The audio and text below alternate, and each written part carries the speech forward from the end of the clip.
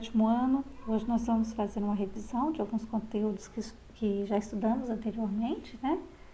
E que vão ser abordados numa atividade avaliativa que nós vamos fazer em alguns dias. Dentre os conteúdos que vão ser abordados nessa atividade avaliativa estão níveis de organização ecológica, cadeia alimentar, teia alimentar e biomas. Os níveis de organização biológica são organismo, população, comunidade, ecossistema e biosfera. O organismo, ele é constituído por um único indivíduo. Nesse caso aqui, nós temos o lobo. O lobo é um organismo. Já a população, ela vai ser constituída por organismos de uma mesma espécie. A gente chama de espécie organismos capazes de se reproduzirem entre si, né, e gerarem descendentes férteis. Já a comunidade, ela é constituída por diferentes populações. Aqui temos a população de lobos, a população de árvores, de coelho, de cobra. E temos também um outro nível, que é o ecossistema. O ecossistema, ele é constituído, então, pelos seres vivos e os não vivos, né, e a interação entre eles. Por exemplo, a interação desses organismos com água, o ar, as plantas, por exemplo, fazem fotossíntese, né? Então, toda essa interação aqui a gente chama de ecossistema. E a biosfera é o conjunto de todos os ecossistemas da Terra. Alguns autores colocam aqui entre ecossistema e biosfera os biomas, né? E eles chamam de biomas ecossistemas semelhantes. Então, um conjunto de ecossistemas semelhantes irão formar um bioma. As cadeias alimentares, elas vão ser representações das relações de alimentação que existem em um ecossistema. Então, dentro de um ecossistema, a gente tem os organismos que conseguem produzir o seu próprio alimento, né, através de um processo que a gente chama de fotossíntese, né? E temos os organismos que não conseguem produzir o próprio alimento. Esses organismos têm que se alimentar de outros seres, né, para poder retirar a energia e os nutrientes que eles precisam, né, para se desenvolver. Os organismos que conseguem produzir o próprio alimento são chamados de produtores e os que não conseguem são os consumidores. Aqui, um exemplo de produtor tem o milho, né? Que os produtores, exemplos de produtores são as plantas e as algas. Então, aqui o milho é um exemplo de planta, né? Um produtor. Já os consumidores, temos aqui o rato, a cobra e a coruja. Essa seta está indicando o caminho que a energia está passando, tá? De um organismo para o outro através da alimentação. Então, o milho vai passar essa energia para o rato, porque o rato se alimenta do milho. O rato vai passar para a cobra, porque a cobra se alimenta do rato. E a cobra vai passar para a coruja, porque a coruja se alimenta da cobra. Nós chamamos de níveis tróficos um conjunto de organismos que têm o mesmo tipo de alimentação. Por exemplo, nós temos 3 tipos de níveis tróficos. Nós temos os produtores, os consumidores e os decompositores. Os produtores vão sempre ocupar o primeiro nível trófico, tá? Depois nós vamos ter os consumidores. O primeiro consumidor da cadeia a gente chama de consumidor primário. Ele vai estar ocupando aqui, o segundo nível trófico. O terceiro nível trófico vão estar constituídos, né, pelos consumidores secundários, tá vendo? Segundo consumidor. E o terceiro consumidor aqui vai ser chamado de consumidor terciário, e ele está ocupando 1, 2, 3, o quarto nível trófico. Nós temos também os decompositores, só que os decompositores a gente não representa eles aqui na cadeia, porque eles estão presentes durante toda a cadeia. Os decompositores são organismos que transformam a matéria orgânica em outras substâncias, né, que podem ser utilizadas, por exemplo, por outros organismos, como as plantas. Então, eles fazem o que a gente chama de ciclagem de nutrientes. Quando eles fazem a decomposição da matéria orgânica, eles devolvem diversos nutrientes novamente para o meio, tá? Então, como eles se alimentam de matéria orgânica, quando essa planta, quando esse rato, essa cobra ou essa águia morrer, eles vão se alimentar desses organismos. Então, eles não vão ser representados aqui na cadeia. Já a teia alimentar, ela representa muito bem as interações dentro de um ecossistema, porque as interações não acontecem só numa sequência linear, né? um determinado organismo ele pode ocupar diferentes níveis tróficos dentro da teia, né? Por exemplo, aqui nós temos aqui uma gramínea que pode servir de alimento para um coelho ou para os insetos. Esse coelho ele pode servir de alimento tanto para essa águia quanto para essa cobra. Tá? Esses insetos vão servir de alimento para esse sapo, e esse sapo pode servir de alimento tanto para essa ave quanto para essa cobra. Vamos olhar aqui o exemplo dessa águia.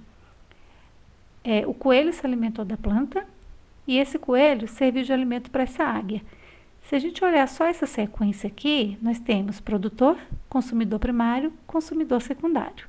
Se nós seguimos por outro caminho, nós temos aqui as plantas, produtor, consumidor primário, o coelho, consumidor secundário, a cobra, e essa cobra vai servir de alimento para a águia. Então, a águia aqui, ela vai ser um consumidor terciário. Então, dentro dessa minha teia, ela pode ocupar o primeiro, segundo, terceiro nível trófico, ou primeiro, segundo, terceiro, quarto nível trófico. Ela pode ser um consumidor secundário ou um consumidor terciário. Os biomas, como nós falamos anteriormente, né, são conjuntos de ecossistemas que têm características semelhantes, né? Dentro dos biomas mundiais, nós temos, por exemplo, a tundra. Ela fica em regiões que geralmente tem um verão curto e um inverno mais longo. A temperatura média nesses locais é de cerca de menos 12 graus. Como a temperatura é sempre muito baixa, o solo também ele fica praticamente congelado o tempo inteiro. Então, quando tem vegetação, geralmente são gramíneas e pequenos arbustos, tá? Um exemplo de animal que vive nessa região é a raposa do Ártico. Já a taiga ou floresta boreal, ela também fica em regiões que tem um inverno mais longo e rigoroso, né? Verão curto. E uma característica desse tipo de bioma é que a maioria da vegetação é constituída por pinheiros.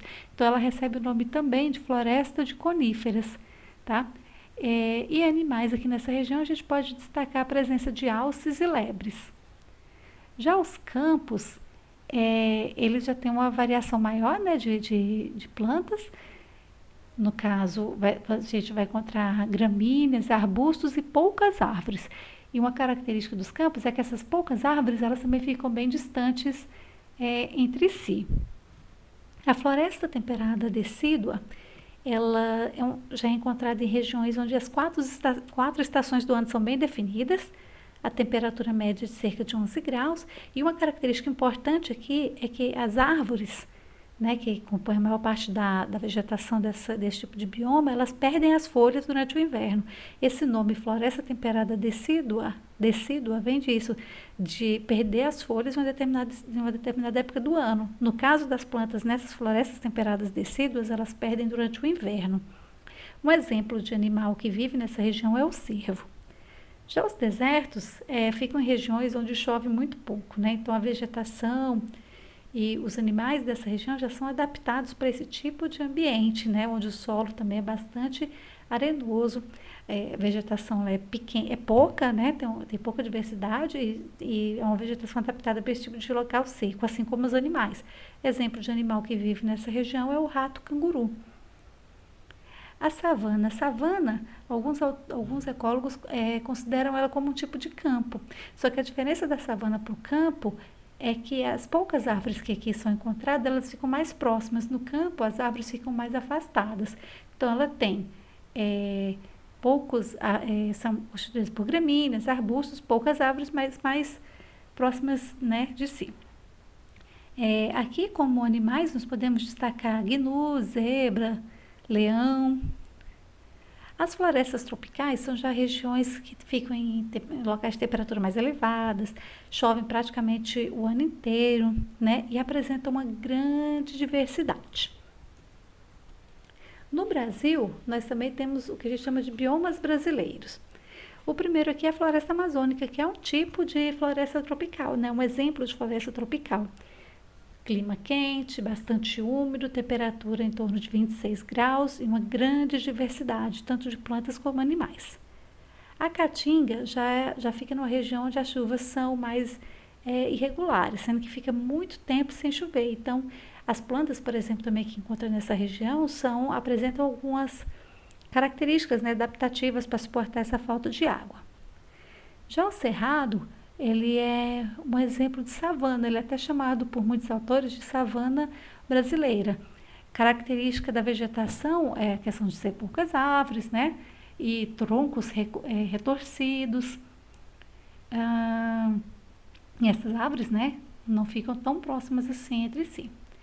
Já o Pantanal é uma região que apresenta muitos rios e fica bastante alagada durante muita época do ano. Ela é uma região que fica entre o Cerrado e a Floresta Amazônica. Então, muitos animais que são encontrados aqui são animais que também ficam na Floresta Amazônica e no Cerrado. A Mata Atlântica também é um exemplo de floresta tropical, tá? Quente, úmido, e ela é um bioma que já foi muito devastado, então poucas áreas preservadas ainda que a gente encontra de Mata Atlântica e fica mais na região do litoral. E por último, os campos sulinos. Os campos sulinos são também chamados de pampas. É um exemplo de campos, né, como a gente viu nos biomas mundiais. Poucas árvores afastadas, tem mais gramíneas, arbustos, tá? No inverno aqui também apresenta temperaturas bastante baixas, tá? A floresta amazônica é encontrada mais na região norte do país, a caatinga mais na região nordeste, o cerrado mais na região central, né? O Pantanal também está ali entre, como a gente disse, entre o cerrado e a floresta amazônica, a Mata Atlântica mais no litoral e os campos sulinos, como o próprio nome já diz, né? Tá mais no sul do país. Agora vocês vão resolver uma lista de exercícios, né? De revisão, de acordo com esse conteúdo que a gente relembrou. Qualquer dúvida é só perguntar. Bons estudos e até mais.